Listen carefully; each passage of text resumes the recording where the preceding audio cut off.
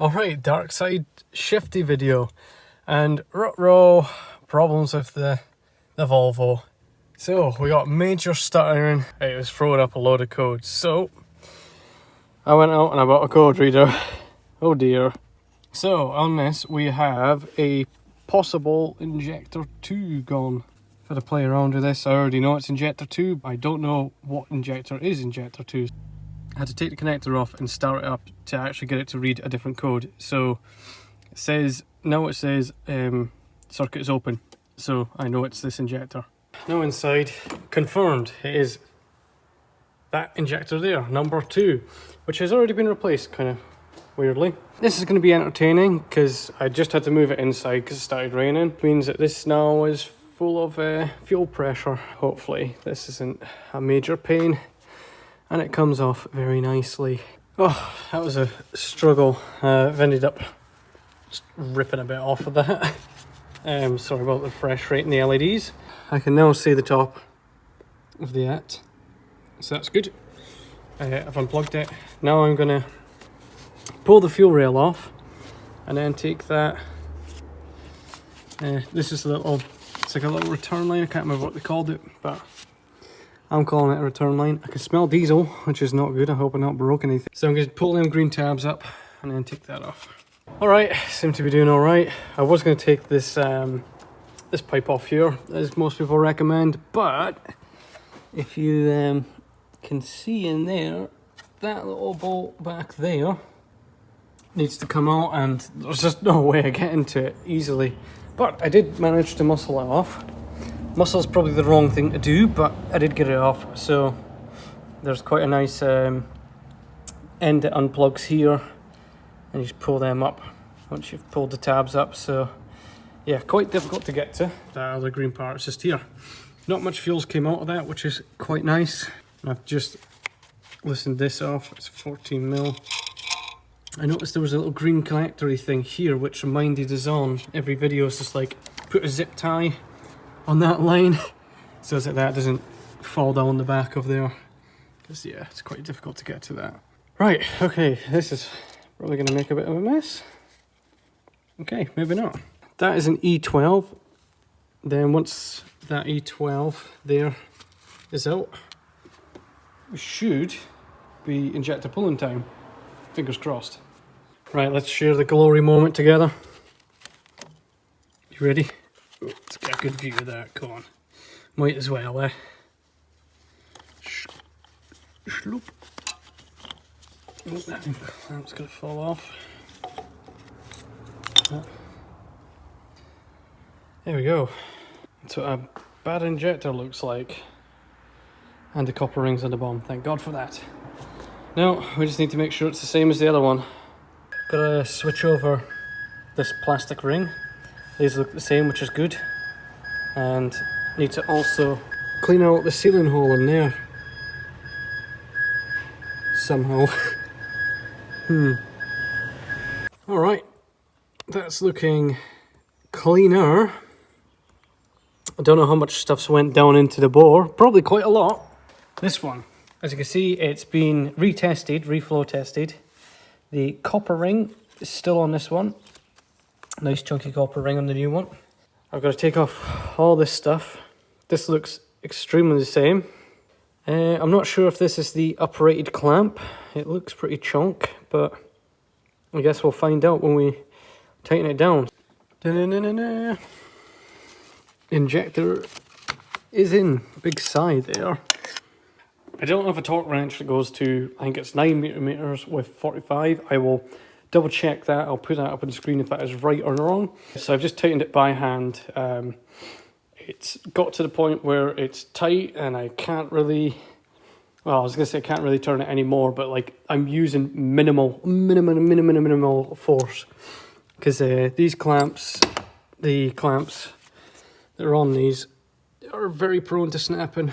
But yeah, I did actually get that cleaned out, the bore as well.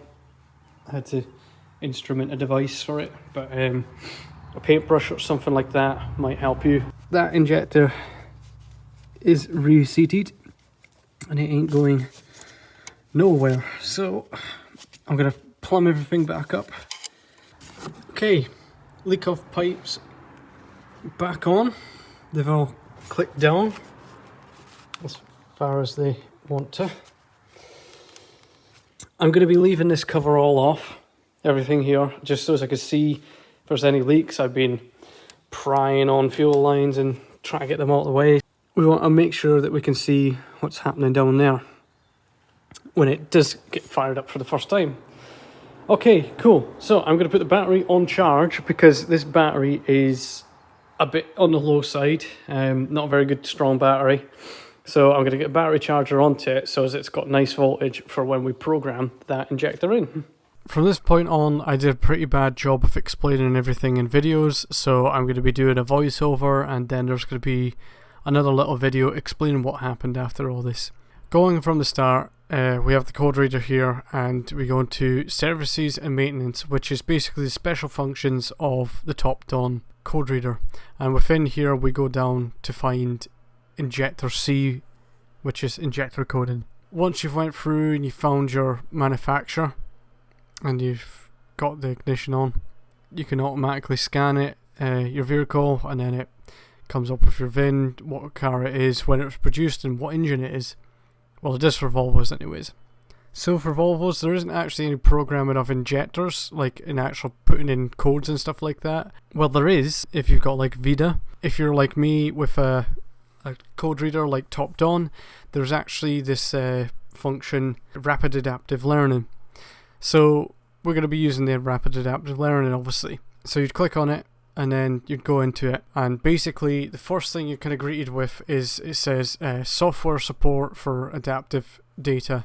So the Volvos need to have the software, you know, on the ECUs in order to do this adaptive learning through the special functions on these code readers. The nice thing about Topdon is it actually tells you if your car's compatible or not. As you can see here, it says approved. So it basically checks before you go any further. I've been told many of the time that these code readers seem to be idiot proof, which is very nice for somebody that doesn't really know what's going on and is very new to the code reader scene. So once you've confirmed it does have the software update, you then click continue, go through onto the next step. It shows you currently what your adaptation cycles are at. So if you click continue again, we then go into the next step, which is resetting these values. The reason we need to reset these values is that we've just changed injector 2 in this case. The ECU will have the old data from the old injector 2, whereas we need to tell it there's a new one in here, you're going to have to relearn it. So this step here, we're going to be resetting the adaptive learning for all the injectors, because you just have to do all of them. So you click start, and then it says reset performed. After resetting has been performed, you then scroll down to the next continue. This takes you to the actual Rapid Adaption. From here we'll be taking a car on a test drive. In this test drive we need to get the Rapid Adaption progress up to 100%. To do this, we need to take the car out for a spin. Whilst we're out for a spin, we need to get into 4th, 5th and 6th gear and then perform some engine braking in the rev range of 1800 and 3000 RPM. Also adhering to speed limits and everything like that. No, we can't be speeding. By doing this, the ECU will now learn the new injectors and what codes they should be at and what values to give them. Your car can run rough and smoke out the exhaust. This is just because the ECU doesn't know how much fuel to put through the injectors, as we have just reset all the values. How you know it is finished is when your total number of completion adaptive cycles for each cylinder says 1 instead of 0. Now, let's continue on with the video. Yo, watch me rev car video.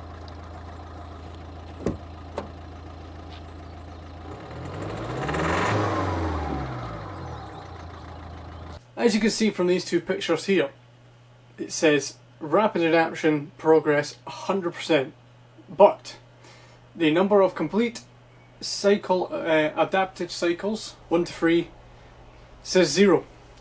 Okay, what does this mean then, Brad?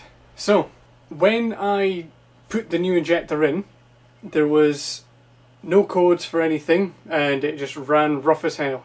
I parked it up because I wasn't too sure, I wasn't too happy with everything, so I was like, right, okay, I'm going to just go do some research, make sure I'm doing it right, make sure I'm doing this rapid adaptation complete thing proper, because it was just running rough. So when I turned the car off, the car came up with a message saying, booking for a service now. This is going to come into play a lot later on.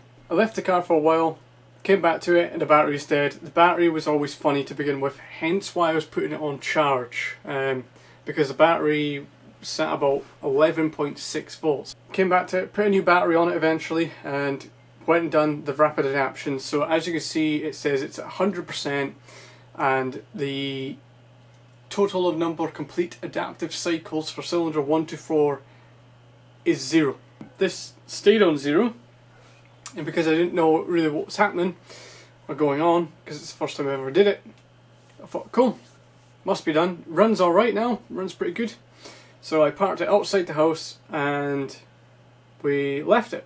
I was going to take the car out for a few runs just to make sure, get the confidence up, because obviously when it dies on you in the middle of the road and you're stuck in with no phone signal and in the rain, it's not very nice. So yeah, we're a bit kind of paranoid that the car might not work again. So the next time I got into the car, it looked like this. It was back to being rough as anything, and it was not good. So what happened? Apart from thinking that I did something wrong, put the injector in wrong, not did something right in the rapid adaptation, I generally didn't know. The fact that there was a message coming up saying book it in for a service led me on to something. I know from watching, I think he's called O'Reilly's Garage, O'Reilly's, yeah, either way, this guy, you know, in the UK, there's a lot of like DPF stuff and everything like that. And one of the ways that your DPFs can block up is if you need a service, because it doesn't let the ECU regen. So I had a hitch, a small, okay, cool. So I reset the service light, and even though it didn't need a service, it was like 2,500 miles since I did the last oil change, but I might not have actually reset the service indicator when I did it. So reset it, took it out for a run, and then I noticed this. That's interesting. I didn't reset that. And we're at rapid adaptation 33%. So it must be trying to figure stuff out. Let's go take it a drive and see if it increases or not. Why the hell not? What have we got to lose? So yeah, it started to rapid learn itself. So hey, cool, go ahead, I guess. Right, been for a bit of a drive after that, and now we have rapid adaptation progress, and then 100% total number 1, which I'm pretty sure the last time it didn't have a 1. Maybe I'm going to check the photos because I definitely took a photo of it. Fingers crossed. So my next thing is I'm going to drive back. It seems to be running. Oh, it's back to itself. Cool. Car seems to be good. Something else happened, so parked it up in a better place this time. So if it did have a smoke show, it didn't matter. I could do it not outside the house. Next time I come to the car, start it up. It's a little bit rough, but it's so much better. And literally after that 5 seconds of it being kind of rough, that kind of hesitant and stuttering, it's fine, completely fine. Car drives like its usual self now. So it worked. So what was the cause of all this hassle and headache? I believe it was because the service light was on, and it thinked it needed a service, because obviously I did the service, and as you can see from the past few videos. So yeah, it's had like fuel filters. So if this does happen to you, one of the things to look out for is maybe your fuel filter's clogged and it can't learn properly there. There's a video on the channel on how to do that. If you do have a service light and you're going to rapid adapt your new injectors, then yeah, you might want to reset that service light. Welcome to the I don't trust this car anymore videos. This is been sitting for a little while since I did the last injector rapid learn. I'm gonna start it up, see what it is. I think I already know the answer.